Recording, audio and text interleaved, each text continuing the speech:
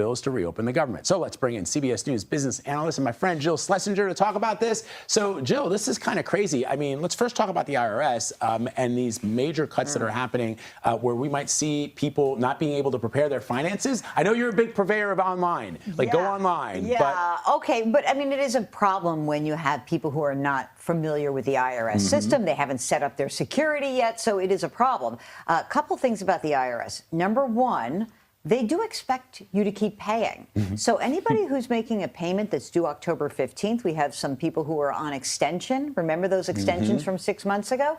You better submit. Number two, if you're on some sort of installment plan, you owe the IRS money and you've set up a plan, you got to keep paying. And number three, something that people don't realize, next week, when we should have been getting a CPI, Consumer Price Index report, that is the report that is usually the one that is used to figure out what inflation adjustments occur for next year, for your income tax brackets, also for your Social Security cost of living adjustments.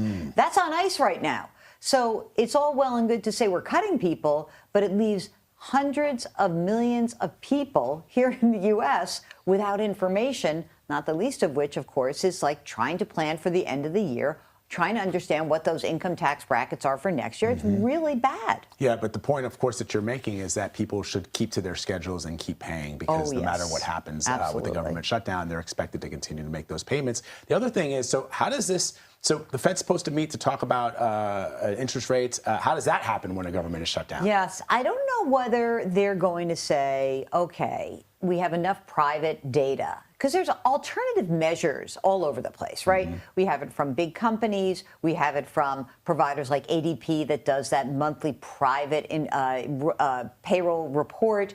There are other measures of inflation that we could look at. But, you know, when you think about the Fed, they like the government data.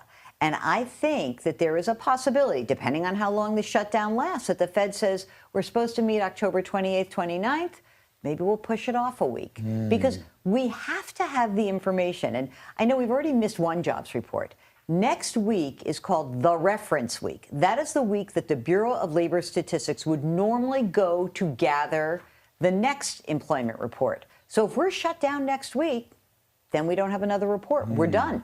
And so that means we've missed 2 Labor Department reports. And I think without those reports, without inflation data, it does put the Federal Reserve on their back feet. Maybe they'll have an early Halloween. Maybe they'll just eat those Rolos and chill. I don't know. Or Maltesers. Yeah, Maltesers. could be. I love Maltesers. Yeah, Jill, always good to see you here in Studio 55. I'm Come happy back to be more here. often. Yeah, it's great. Appreciate it.